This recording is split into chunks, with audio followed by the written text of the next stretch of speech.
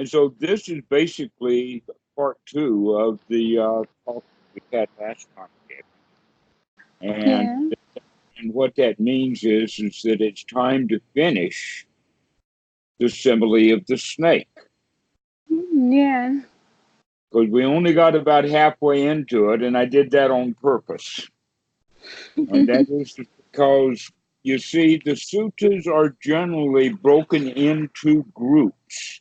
I mean, each individual sutta has a beginning, a middle, and an end. Mm-hmm. And sometimes it has a beginning and two middles and an end. Okay. And that's basically how this sutta is structured, is that it's got a beginning, it's got several middles, Mm-hmm. and we're going to go towards one of those middle things before we get to the end. It's one of the most brilliant suttas, and it's all laid out, basically, the whole show. And that what we'll do today is to bring in other suttas in reference, just like we did last time, I think. Um, so the the part of the sutta that the Buddha was leading up to is that he does not teach annihilationism, Mm-hmm. which is what he was accused of, but that no one accused him of eternalism, because it was really clear to everybody who believed in eternalism he was not in any way, shape, or form teaching eternalism. And yet, modern Buddhism now is eternalistic, just like Hindu, in the sense of Yeah. rebirth and reincarnation. And if you look at it from that old Brahman perspective, Mm-hmm. that life after life after life after life is what we mean by eternalism.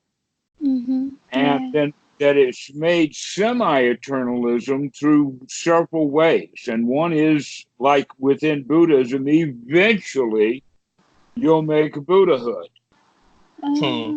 but it's way out there someplace. Mm-hmm. Like 1,000 lives away. Not that you need some you need some actually what powers on that. Like 1,000 to the 10th or something. Ooh. Well, they get really pessimistic in that way. Sounds like a raw deal. Well, that's why eternalism is effectively semi-eternalism is effectively eternalism, Because it's so because far there's away no that... way out. Oh yeah. And yet there are many in Hindu that do not believe that. Mm-hmm. They want moksha right now. And Yeah. look how hard they tried. I mean, I've seen some really weird stuff when I spent 3 years in India. Did I tell you I was in India from here to... Yeah, yeah, you Yeah, did. so I've Yeah. seen some stuff. Boy, have I seen some weird stuff. And why would they work so hard? Is because they're expecting some results right now. Yeah. But when it actually becomes a religion, that's when people are willing to put up with doing trivial things to try to make things trivially better next life. So they'll build a temple or something trivial. Yeah. Why? Because the temple doesn't, the monks don't need a temple. Nobody needs that temple. The only reason he's building that temple is for the ego trip of thinking he's going to get some benefit out of building that temple. Well, Yeah. guess what? He probably does. While he's walking around the building site up and until the time and maybe a year after it's dedicated, boy, is he getting his benefit out of it. He's the head man of the village, etc., like that. But he thinks that, in fact, there's going to be a reward beyond that. And even Jesus was telling in Christianity, no, no, no. If you're trying to get your reward right now, there will be no reward for you in heaven beyond Yeah. what you're able to get right now. Well, the Buddha said, that's right, geez. Thanks very much. I'm going to take it right now.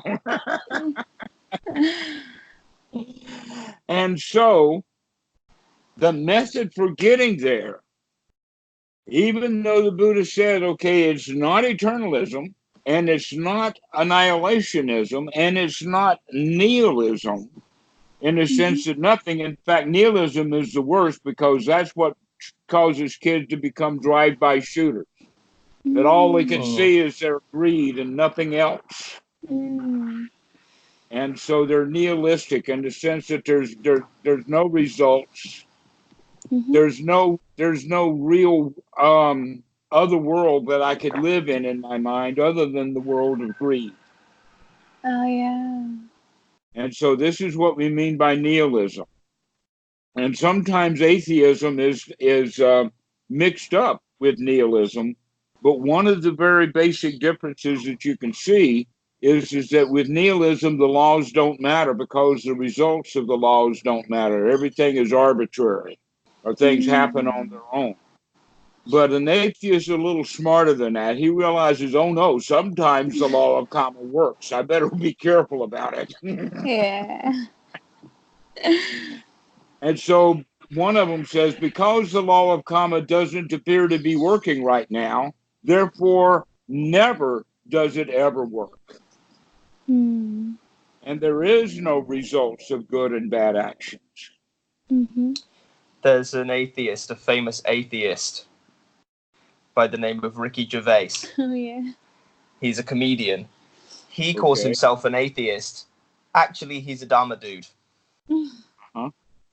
Well, for a long time, even after I disrobed, I would consider myself and refer to myself as an atheist, but only in the perspective of being beyond religion. When I found out, in fact, that there's many ways of looking at the fact that atheists don't go beyond religion. In fact, they turn around and try to kill it. Yeah.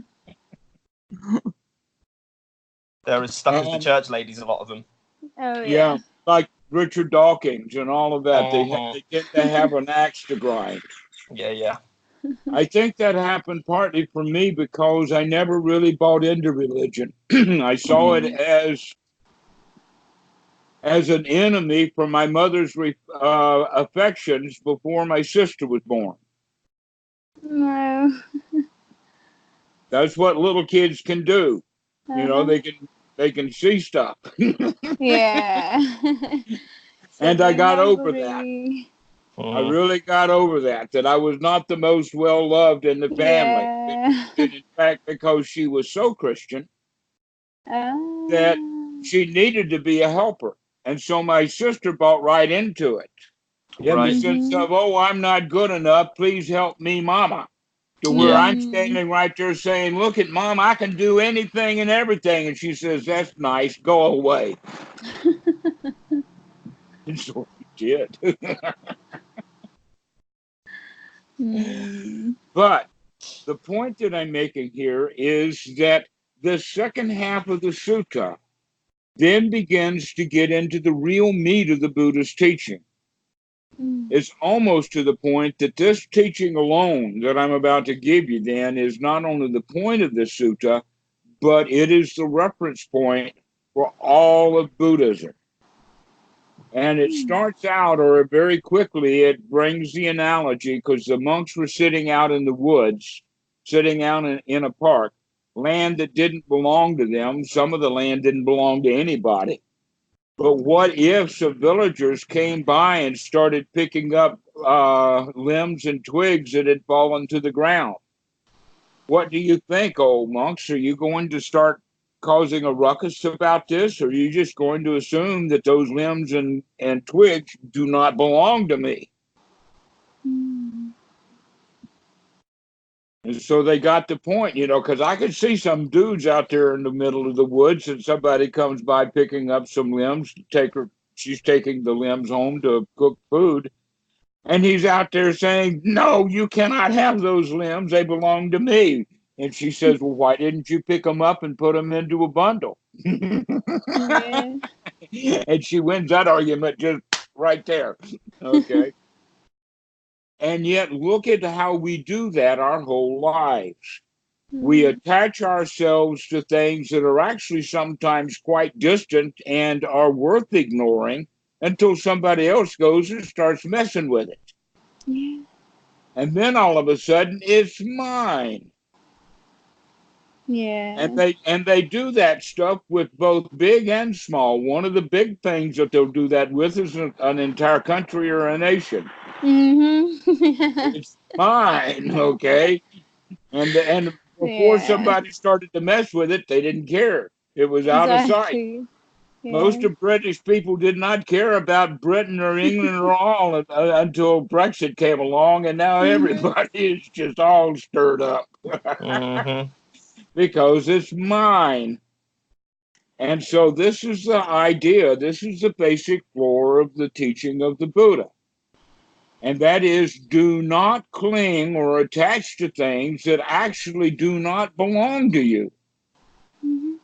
And make a point of that so that you begin to investigate everything as to whether in fact it does belong to you or not.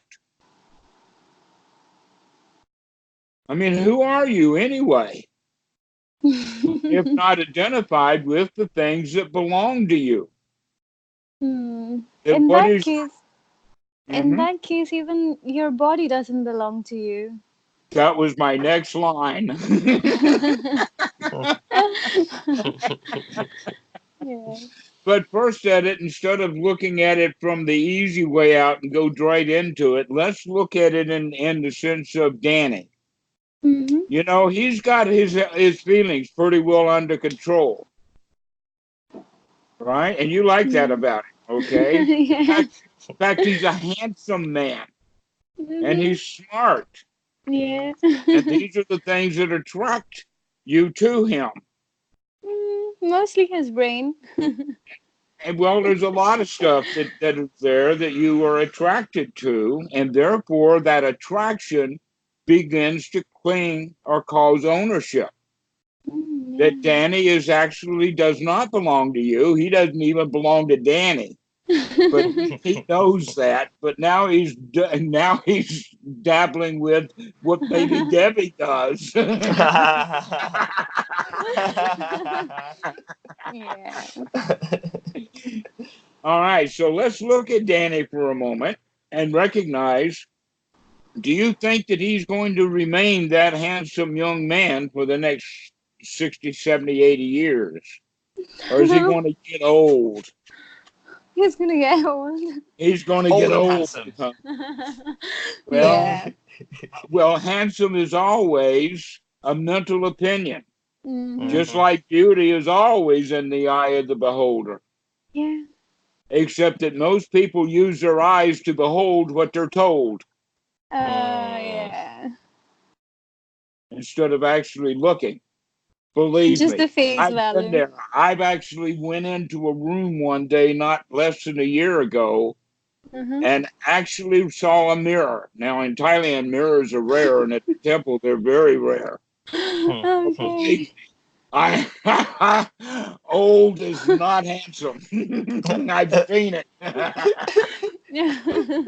It caused Yeah. hysterical laughter. Yeah. You go look any place. You go to a hospital Mm-hmm. where there's a lot of old people and look for someone there that's old that's attractive. No, they're not. Mm. That attractiveness comes with youth. Mm-hmm. Sorry about that. Danny, he cannot control that body he is in. Hmm. He can't. It's going to get old. If Danny had even a little choice, he'd be like a changeling. He'd be 3 years old when he wants to sit in your lap, and he'd be 94 when he wants a back rub.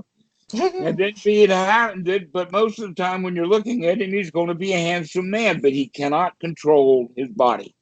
Yeah. Even Sorry. people who are already fat Mm-hmm. cannot control their body. In fact, many people on a diet get sick. They Yeah. think Yeah. they control the body, but in fact, they can't. If you've been fat your whole life, then that's how it is. Mm-hmm. And yet, people cannot accept that because it says, no, this is my body and I don't like it and I'm going to fix it. And everybody else Yeah. looks at him and says, "That's your body. Why don't you fix it?" And the answer is, Yeah. why are people around trying to fix bodies? Why can't we be happy with the one that we've got, knowing that it's only going to be downhill from here? Exactly. And so just to rather be fat, they're never going to be old and fat.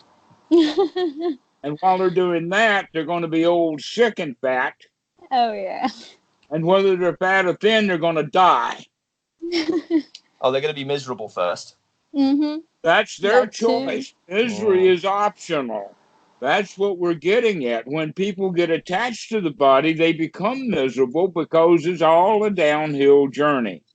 You are not the body. Mhm. And yet, when we cling to the body, we become miserable because the bodies never do what we want them to do. But a son and a father are in that same situation. The father thinks that this is my son, and therefore he's Yeah. going to do what I tell him to do. Yeah. And the That boy is sense of going to say, ownership. "No, I do not belong to you. I'm trying to find out who I do belong to, but it ain't you, dude." And that Mhm. happens more in the West than it does in Asia, but it happens in Asia also, just not nearly to the bad degree here. In fact, it's almost guaranteed to happen in every family in the United States. That the Mm. boy has to go through that rebellion. And the question is, will he ever get over his authority issues? The answer is, as long as he sees authorities, he'll have issues. Yeah. Well, Yeah. because the job of an authority is to create issues. Mm. Duh. Exactly. And the issue is, what you have is mine. Yep. When So, I don't have it anyway. So how are you going to take it? okay, so now we're beginning to get the point. There's actually 5 aggregates. Mm. And when we understand what these 5 aggregates are, we understand them is that they don't belong to me. Okay. And that Bhikkhu Buddhadasa went one step further than that in the sense that he would say, nothing is worth clinging to as I mere mind. Now, what I mean by clinging to as I mere mind, some things are really worth clinging to. Some things are really worth attaching to, but some of these things are really hard to attach to as belonging to the self. One thing that's worth really clinging to is this present moment.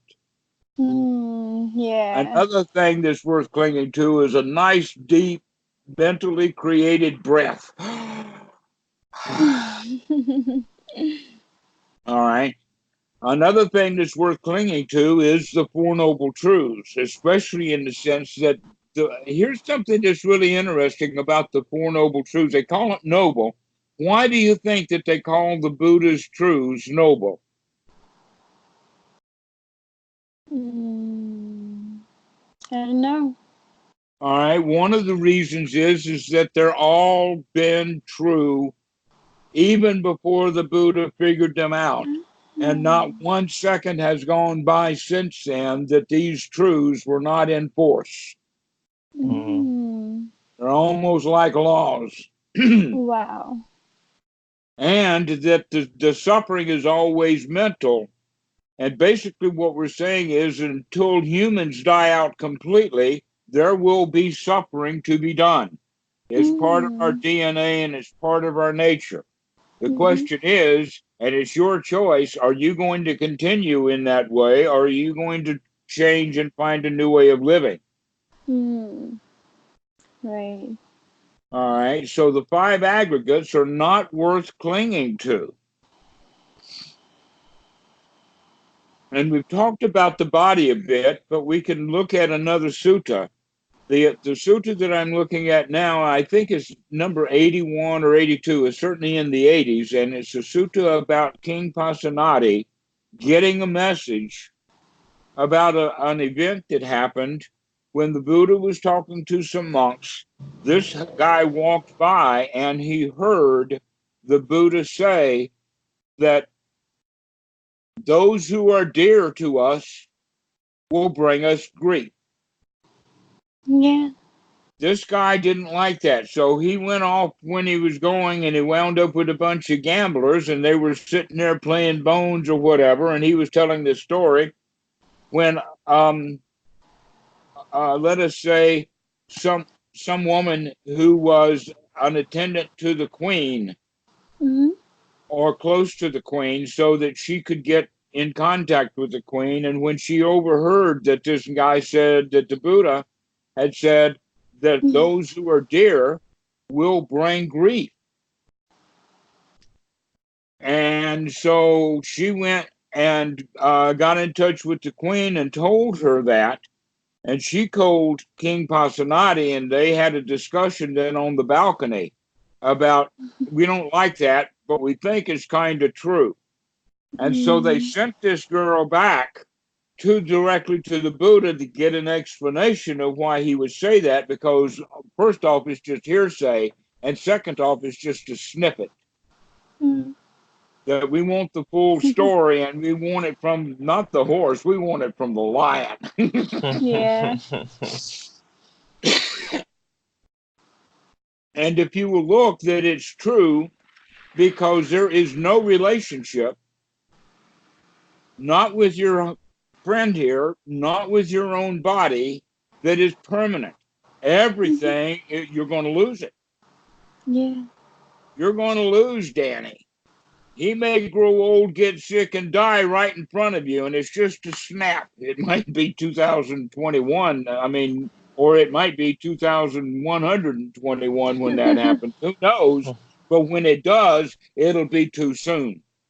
Yeah, that's true. Yeah, unless we're ready for it. Mm-hmm. And this is what this whole talk is about, is get ready for it, because dukkha's coming directly at you. You should be able to see it so you can stand out of the way. Because the grief comes from those who are dear when we don't know what we're doing. That there is an element of ignorance in there that we attach. We think that this friend is mine, this wife is mine, or the father thinks this son is mine. And so the son will bring grief to the father. And in some cases, the son actually will kill the father. Oh, that happens too. Yes, it happens in India too, doesn't it? It happens everywhere. Yeah. And in fact, the story that I know is that I'm I'm getting two names of two kings mixed up. It's not Bamiputra. It's not King Pasenadi. It's the other king. But his son actually did kill him, and he was a follower of the Buddha, and the son who killed his father and became the king then also became a student of the Buddha. And in fact, supported the first council after the Buddha's death, and then he was then the grandfather or the great-grandfather of King Asok. Oh, All right. wow. Bimbisara, that's the king's name. Ah, King yeah, Bimbisara. I don't know if you know that name from history or not. I know, yeah. You know it, huh? Yes. Okay, so the two main kingdoms at that time were the ones in Rajgiri and Saranath, and the Bimbisara was in the Western Kingdom, and Magadha, closer to where you are, was King Pasenadi in that time. Wow. But then 100 years later, it was Emperor Asok who was there. So that's the history then. But at that point that I'm making is that the son is going to disappoint the father. And that the more the father expects from the son, the more the father's going to be disappointed. Yeah. And the more money the father has, and he wants his son to take over the empire he's built, the more disappointed he's going to be. Yes. And if he becomes really disappointed, he's going to kill the old man and take over the kingdom to run it the way he wants to. And that happens in wealthy families, but it can happen in small ways in ordinary families. But grief does come from those who are dear. If the father doesn't give that much time and effort about what his son's doing or whatever, and just lets him go, gives him some money and off he goes, then he can become the prodigal son, just well welcomed home when he comes. Because by then he will have finished his authority figure issue. Yeah. All right. And that's an important point. And then you say, well, wait a minute. Does that mean that I'm not supposed to have any attachments? The answer is you use the word attachment and not relationship, because relationships can be deep, but no attachment is necessary. That wisdom is necessary to do that, though, because generally the attachments are what bind the relationship together. And we're in codependency there, right? Yes, that's exactly right. Codependency. So when both are independent, then one of the first conversations Debbie and I had on our first date was about a writer named Stephen Covey. Yeah. Don't know if you come across this guy. He wrote about 3 relationship paradigms: codependent, independent, and interdependent. And we both made it pretty clear to one another that it was that third relationship that we were looking for.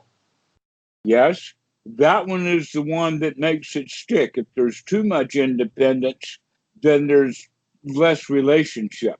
Yeah. Yeah. So basically, one's too tight, one's too loose, and one fits just right. It's called the middle path. Yeah.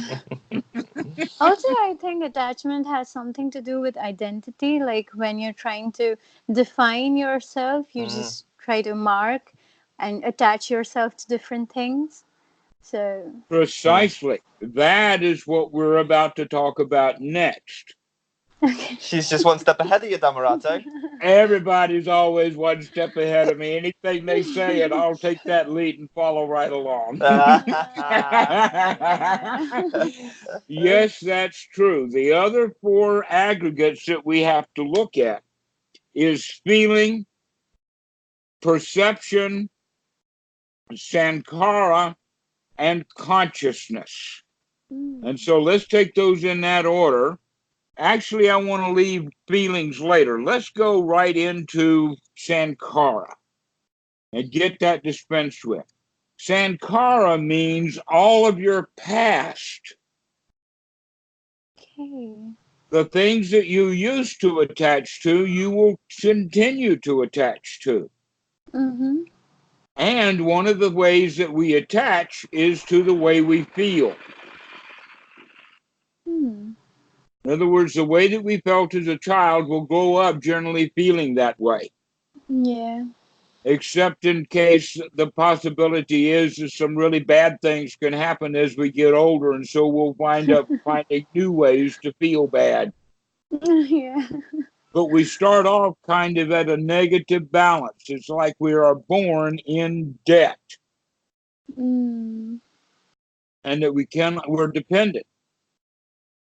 And in that dependency, as a swaddling babe who only knows how to suckle, we don't know how to use our hands. We eventually understand what potty training is all about. And some children have miserable potty training, and other children have a delightful time. Sometimes too delightful.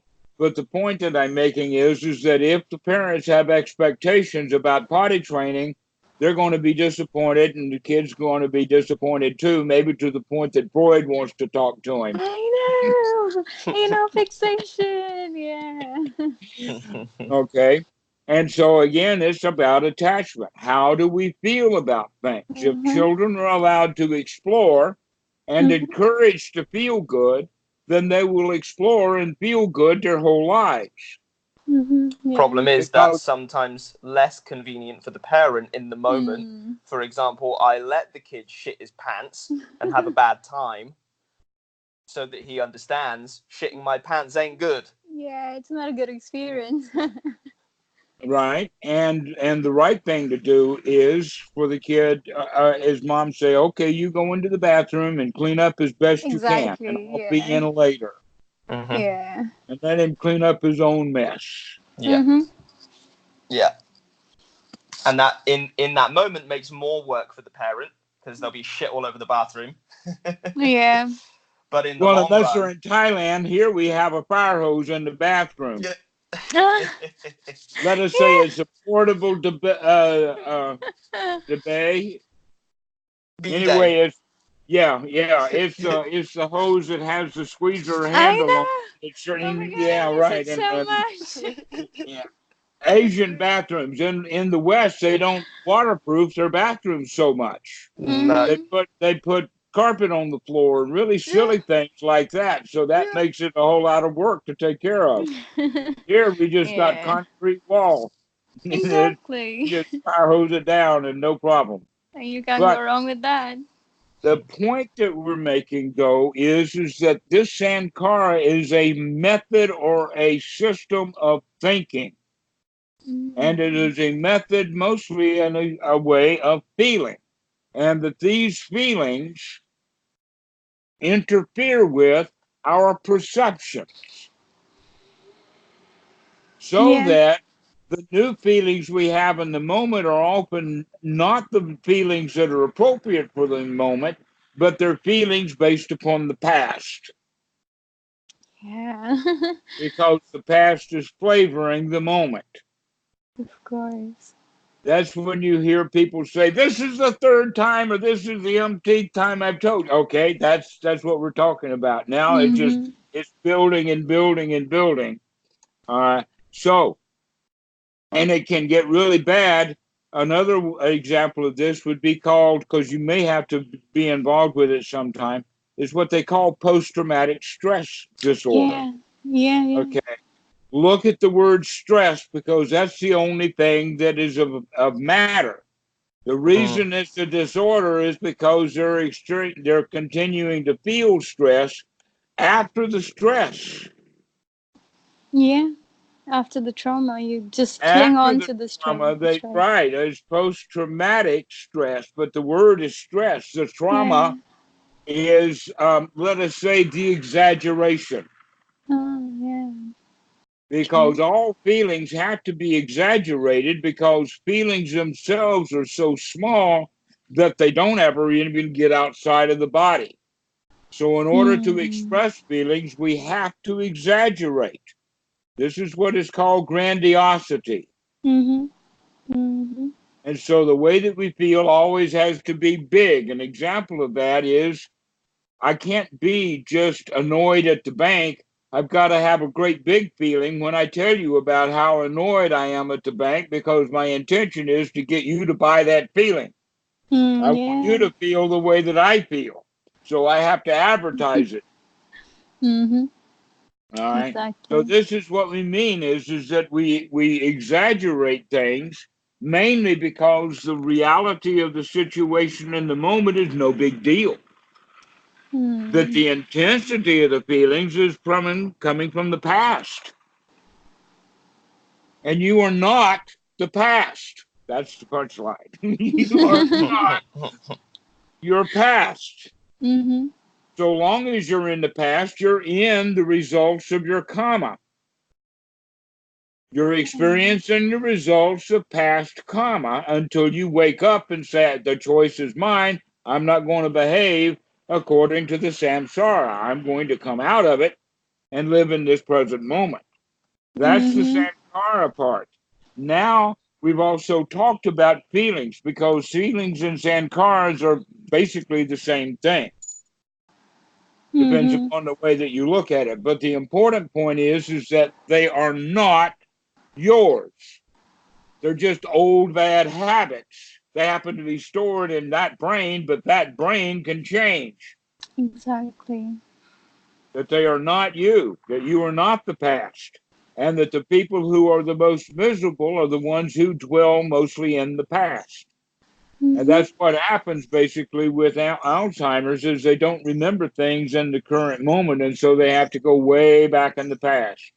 And so my mom, for instance, who is 97 and in that state, she doesn't recognize me as an adult. I'm still The little one now, because that's where her mind is. Would you say it's because people always need a reference point? What kind of reference point? Like when you experience something, in order to define what it is exactly and how to feel about it, you always need to go back to your past learning and use No, it you as a don't have to reference point. always do that. I understand now what you mean. Right. That's not a very good reference point. Yeah. You need a better reference point. I'll give it to you. It's called the Mm-hmm. teaching of the Buddha. It's called Oh, Dukkha Dukkha Nirodha. That's a good reference point. no, Stay I'm out of the saying like, past. yeah. But Is I that what understand what you, people do? yes, they reference into the past. And so they feel now according to the way that they used to feel. But the Yeah. important point right now for you to understand is you are not your past. Mm-hmm. You're not.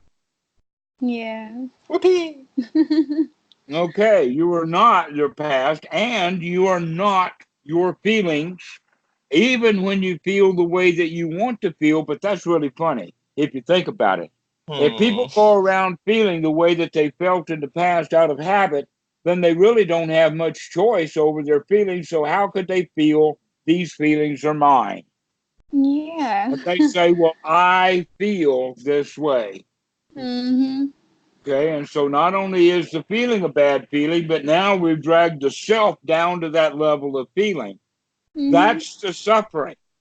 Yeah. When really That it's just it's like the weather. Yeah. is just a feeling. I don't like it, but I don't have to do anything about it because it's not mine. I can change it. And we know this in common culture. You can turn that frown upside down, Hmm. but you don't have to stand on your head to do that. It takes a choice to do that. Yeah. Just a few muscle changes and an attitude change. Most Mm-hmm. important is the attitude Mm-hmm. change. The muscles will come right Exactly. along. And so we begin to understand that, wait a minute, if I am who I think I am or want to be, then I'm nothing more than an attitude. But how can that be a person? That in fact, Yeah. a person is a result of DNA.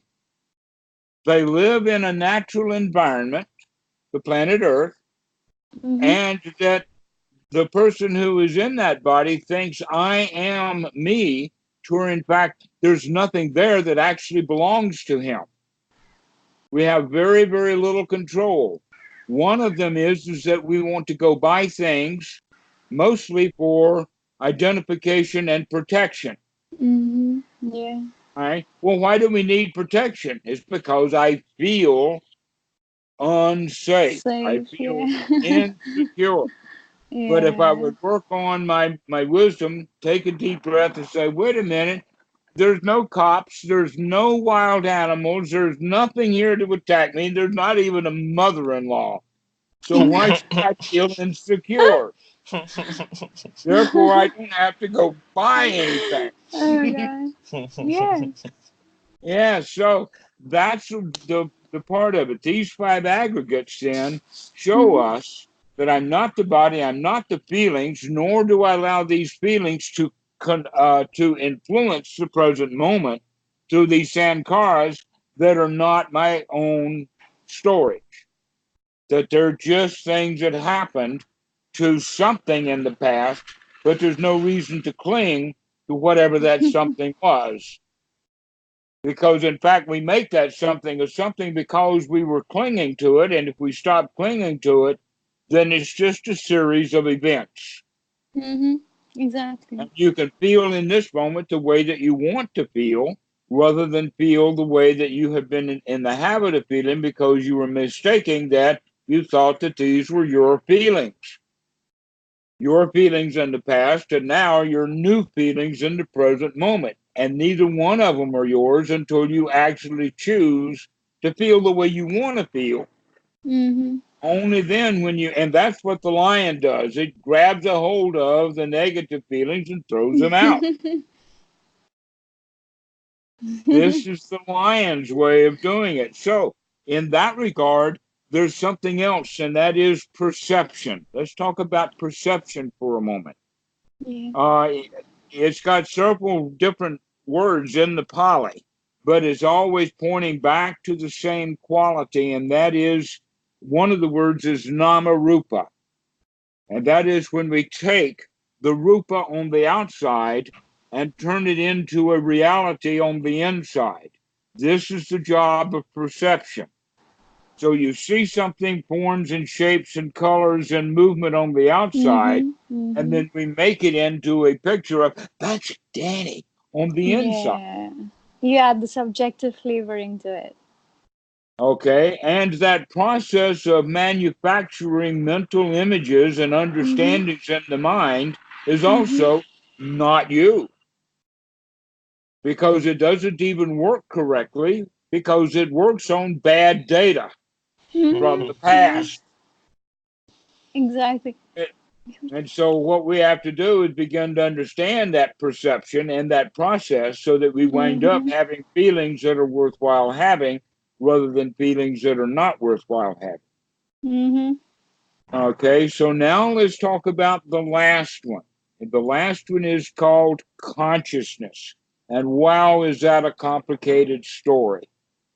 Basically, Okay. because there's more than one kind of consciousness, and that more than one kind of consciousness exists in English language, and it probably does in Bengali. And guess what? It had more than one definition in the time of the Buddha by golly. Oh, wow. Yes, it does. Here's what we mean now. Let's give the two different definitions of the word consciousness so that we'll understand them. One is bare consciousness. This is what we mean by sensory awareness. When someone is dead to the world or passed out, they have no consciousness, but you can give them consciousness by giving them some sort of shock, like throwing cold water on their face or patting their cheek or something like that, and you can begin to wake them up. This is then consciousness, is consciousness of sensory awareness. Yeah. So you're looking at the PC and you're seeing me, right? But what you're actually looking at is just the PC, but even that's too far. You're just looking at a screen, but any label that we give it already requires some processing. That basically all you're seeing is shapes and colors at the level of seeing. There's another kind of seeing, and that is that second kind of consciousness. And we use terms like, oh, I see what you mean. All right, that's the second kind of consciousness. All right, that's the consciousness that occurs after we do the processing. So we do the early processing with the sense. And that sense, by the way, can even be our own thought. But whatever we become conscious of, then we process that, and the processing will take the old data from the past and create something new. That something new is something like the outside world that we sensed. So the outside world that we sense and the sensing itself is in the Pali called atana, and that the word that we use for the internal sensory perception is called salayatana. Okay. Now, I don't know if you've heard these words before, but this is out of the old Pali. The atana is the sensory awareness, or the eye sense, the ear hearing sense, the touch sense. But then what we make out of it is an internal representation. Yeah. And that's another kind of consciousness. And that's the consciousness that actually impacts us, not the real thing, but it's our own manufactured thing that actually hit us. And that's why new feelings are subject to the old feelings, is because of this process. That between the actual event on the outside world that we sense and what we made of that has gotten some old stuff mixed in with it. And the Buddha was able to figure that out. And when I tell people, they can say, yeah, that's how the mind works. But in all cases, you are not either one of those kinds of consciousness. Mm-hmm. And yet within Hinduism, now from its early days out of Brahmanism, there's a sutta number 38, which Sati, son of a fisherman, says, oh, well, consciousness is that which runs from life to life, experiencing the results of this and past karma. And the Buddha says no. In other words, he's giving the second definition in eternalistic language. Mm-hmm. Yeah. Because it runs in circles around. So in many cases it's right, but it's an eternalistic view of it. And the Buddha says no, that consciousness is dependently arising. It depends upon, in fact, the eye sees the object. So you need both that object and the eye. Yes, The yeah. contact of those two things is a different kind of sankara, but it does kick off the job of perception. Mm-hmm. And then perception has to make sense out of what is seen. All right, and the senses that you make are oftentimes ignorant because we don't see things clearly and we make stuff up about it based upon our past. So that two different people can see the same guy across the street and have completely different feelings about him. Exactly. Yet neither one of them have ever seen that guy before because of the way he's dressed or the way he's walking or whatever like that. But then we will manufacture, we think we know who this guy is, where in fact we don't have a clue. Yeah. All right. So this is where views come in. We view things based upon our past. And the first part about the Four Noble Truths that is called right noble view is to stop having these views based upon our past and based upon our attachments and our affiliations. Yeah. So that two dogs, and this is not true, this is funny about elephants because elephants are different than dogs. But two dogs can be in the same pack or in the house together, and one dog dies, the other will go up and sniff and spend a minute or two, but off he goes. But an elephant, when it dies, the whole herd comes and mourns. They're much more like humans because of the attachments that we have. All right, so when someone dies that you're dear to, you're going to have grief. Yeah. At that time, it's okay to have that grief and let yourself have that grief rather than what people talk about being consumed by it. That we do it wisely. Yeah. That we let it out almost in a joyful way. That our tears become sobs of laughter. So that we actually can celebrate the life of someone rather than grieve over the loss. Also, hey, he is now completely satisfied, so he should be Yes, happy. exactly. That's the way to go, is by being satisfied. But the only way that we can maintain that satisfaction is by stop clinging to things that don't belong to us. Yeah. Right. Consciousness does not belong to you, and perception does not belong to you. And the things that you manufacture in your mind don't belong to you, and the feelings you have about those don't belong to you. Those are all not self. That self is actually created through the attachment. Yeah. That's when the self comes in. But so long as there is no self, then there is no attachment, and therefore that state of satisfaction can be maintained. And that's the full teaching of the Buddha. But it comes in stages. So the last part of the sutta is the 4 stages of nobility that the Buddha introduces. And he introduces them in reverse order. starting to talk about the arahat is the one who is completely free from all of that stuff. And then the next one that he talks about is called the anagami, and the anagami is the one who is free from all external stuff. And an example of that would be someone, and this can be, in a way, an ordinary person, because you can see people like that they're so well behaved, they follow the rules so well that their behavior is just absolutely excellent. But what you don't know is, how are they working with that stuff in the mind? Are they in absolute misery? Yeah. Are they only just tiny bit attached so that To it's being not good. Yeah.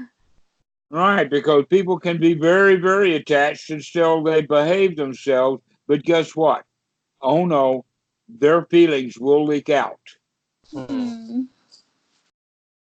They're feeling to indicate that they're not all of that 100% on the inside. A good example, by the way, is evangelical Christians. Do-gooders. In England, you have the example of Benny Hinn, though I don't think that he's actually really been caught yet. Okay. You know who I'm talking about? No. You don't follow the evangelicals. I don't much either, but he's been very famous. But the evangelicals are the ones who eventually get caught in either one of two things, either sexuality or money. Okay. Rather than being the preacher that they're pretending to be. They want attached. All right. So this good behavior on the outside is not what we're talking about for the anagami, but they are very well behaved because they've only got just a little dust left. But they have removed the first 5 of the lower fetters. Okay, so we'll talk about all of the fetters later, but the 2 that we want to look at right now are the 2 fetters of greed and ill will. So basically, the bottom of the greed and ill will are the feelings of I like it, I don't like it. But if you're sharp enough to leave things at the level of feeling, I like it and I don't like it, then that's the level of the arahat, or excuse me, the anagami. But because it doesn't go from I like it into I want it. Yeah. I can leave it at the level of liking and not liking. And generally, if we find we're not liking something, we can find something to like, including the fact that I'm happy even though I don't like it. So we can't change our attitude. We can change our feelings. So that we may not like something, but we're okay anyway. That's a very good way of looking at politics.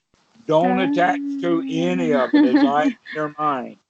You can see how much suffering is created when people are either for or against Brexit or against Johnson or whatever like that. So the best thing to do is to not be attached. I'm not saying don't vote, but I would say why bother? You got to have a really good reason to go do that.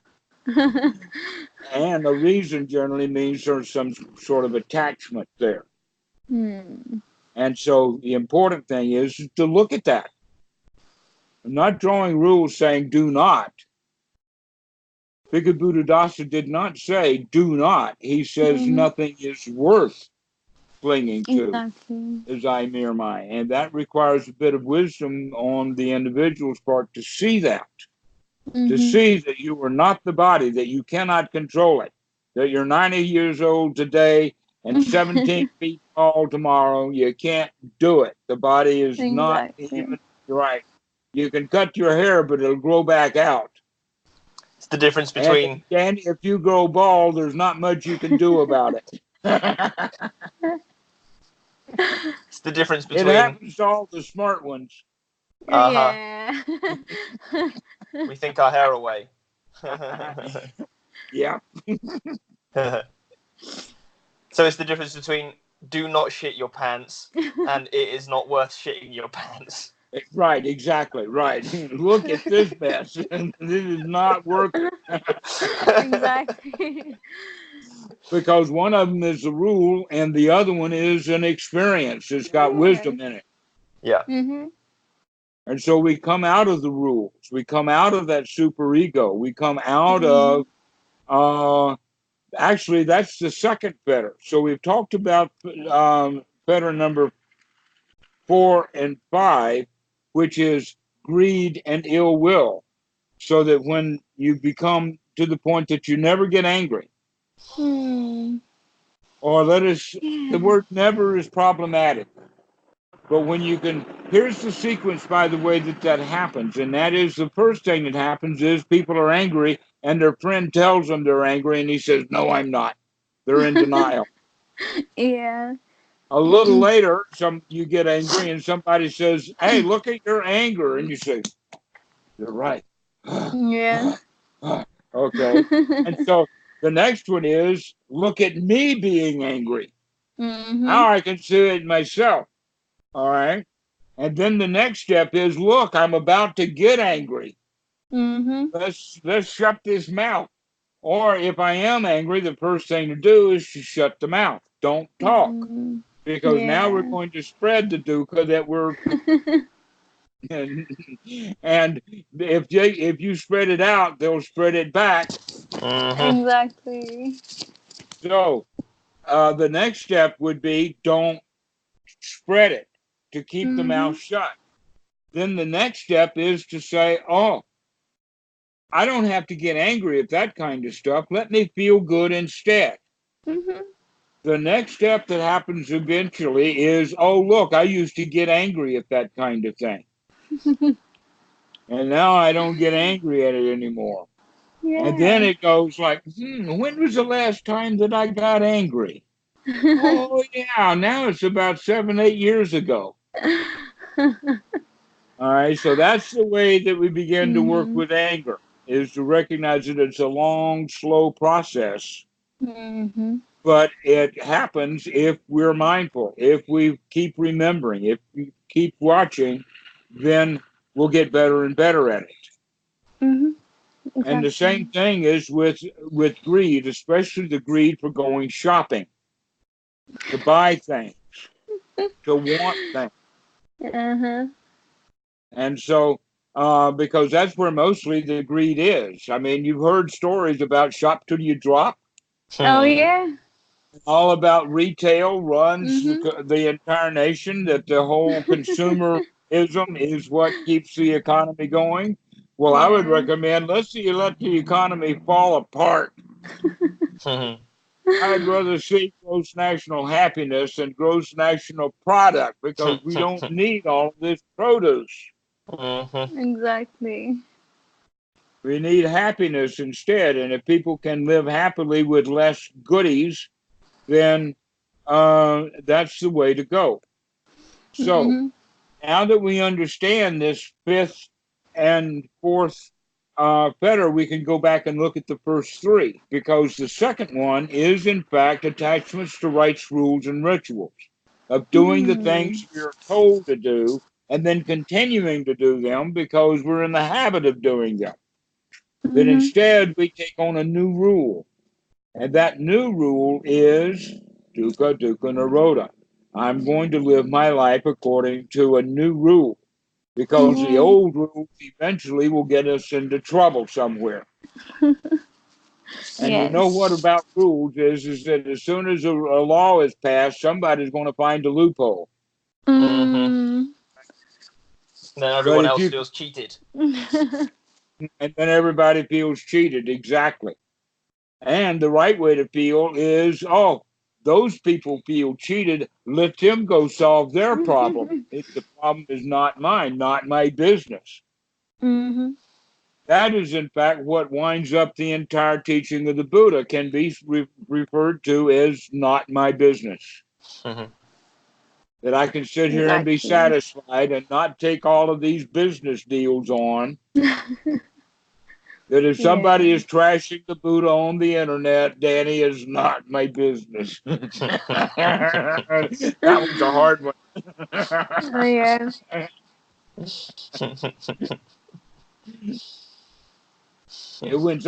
When they banned Bhikkhu Buddhadasa, well, maybe that's not my business.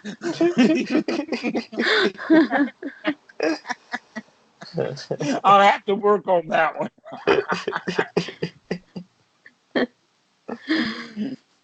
So, by not attaching to anything, not Mhm. attaching to the body, not attaching to the feelings, not attaching to the perceptions, not attaching to individual teachings or ways of doing things, even, or laws, rights, rules, and rituals, none of that stuff is worth attaching to. But there is Mhm. something that's worth attaching to, and that is the third fetter, and that is the complete freedom from doubt. Most specifically, doubt about what is the right way to live and what is not the right way to live. What is, Yeah. in fact, the noble path of the Buddha and what is not the noble path of the Buddha. That's worth attaching to and adhering to, but not as I, me, and my, just that beyond a shadow of a doubt, I know how to live now. Mhm. So the first three, I think we've covered these. The three kinds of doubt. The first one is expressed as who made this mess? Who can I get to clean up this mess I call my life? All right. The second one is when we get over that and we recognize, oh, I made it. It's up to me to fix it. Yeah. That's hard. Oh, is that hard to do? In fact, that's the first step of nobility. And the Buddha talks about it from the sense of that no matter how obstructed the mind gets, I can Mhm. clean it out and come back and see this present moment. That's an acknowledgement of the eradication of that doubt. I can do it. Exactly. I can Yeah. clean the mind out. I can come to this present moment. I can enjoy this present moment and the truth that it reveals here and now. Mhm. The third doubt is when we really know that the path is there, that I can do it, and this is the path, and I've got a way to go. Mhm. Yeah. Now, that's the whole teaching of the Buddha, the three fetters. That first one, which we talked about last time at great depth, in the sense of I am Mhm. not the soul that is going to be reincarnated, that we have to get over that, that in fact that's part of the rites, rules, and rituals, in the sense that the karma machine is going to get you no matter what. Yeah. Okay, the answer is no, I am not that sufficient for the karma machine to get me. I can stand out of the way of the karma machine. I am not Mhm. owned by the karma machine, whether it's the Christian karma machine or the Hindu karma machine or the Buddhist karma machine. I can get out of that karma machine, and it's my choice to do so. Exactly. That's that first fetter. I am not what I was told I was. Mhm. Not sure what I am yet, but for sure I am not what I was told I was. And then the second fetter is I am not going to follow the rules because the rules create suffering in many cases. I'm going to follow a new set of rules. And that new set of rules is watch what I'm doing, look at what I'm up to, feel the way I want to Mhm. feel, etc. That's the second fetter. And the third fetter is when we've got it nailed. I know the path, Yeah. knowledge and vision. I've got it. Exactly. Now, this can be done without a lot of meditation, but it really does help if you spend that time to get the mind so that you can keep bringing it back and bringing it back and bringing it back so that you do have that confidence of the eradication of that second kind of doubt. Can I do Yeah. this or not? That's what Mhm. Buddhist meditation is really all about, is giving people the confidence, the shraddha, not faith, Yeah. but confidence that I can do this. Exactly. The faith is all it takes to get you to the door of the dojo. But once you enter the dojo, faith is no longer needed. Now it's confidence that's needed. Mm-hmm. In exactly the same way as practicing drums makes one confident that they can play the drums. Bingo! Precisely. And it's exactly the same confidence that I can get a girl that you have when you get a girl. Not when you can't get a girl. When you can't get a girl, there's no confidence in it. And the same thing, that's the whole point. It takes success. Yeah. Mm-hmm. That's what the meditation practice is really about, is to give yourself success, that you could bring yourself into a state of joy. Okay. And so that's all I have to say about that. Next time, let's talk about how this fits into psychology. Yes, sure. I can already relate so much. That's really interesting. Well, I'll leave you with this one then. You ain't seen it yet. That's my favorite Buddhist joke. Oh, okay.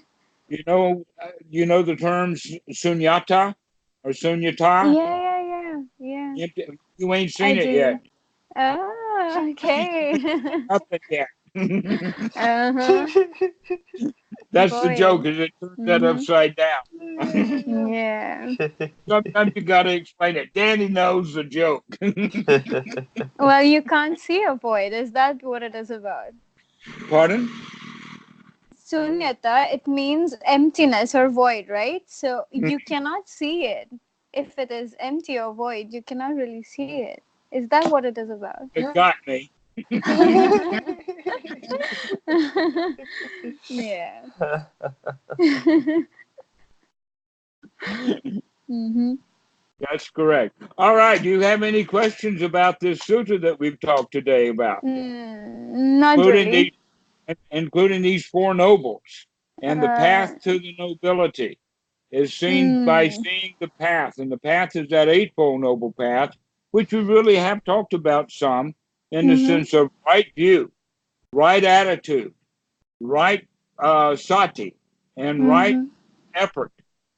This is what's to be practiced in meditation as well as your whole life. Yeah. I will explore these on my own time and get back to you. Maybe with All some righty, questions. Debbie. I'm glad to see you again. Danny, do Me you have too. anything to say? Nothing to add. No questions. All right. Well, may you be satisfied then with this talk. We will. Thank you, Dhammarato. All righty. We'll see you. Only Bye-bye. got one hand. Bye-bye.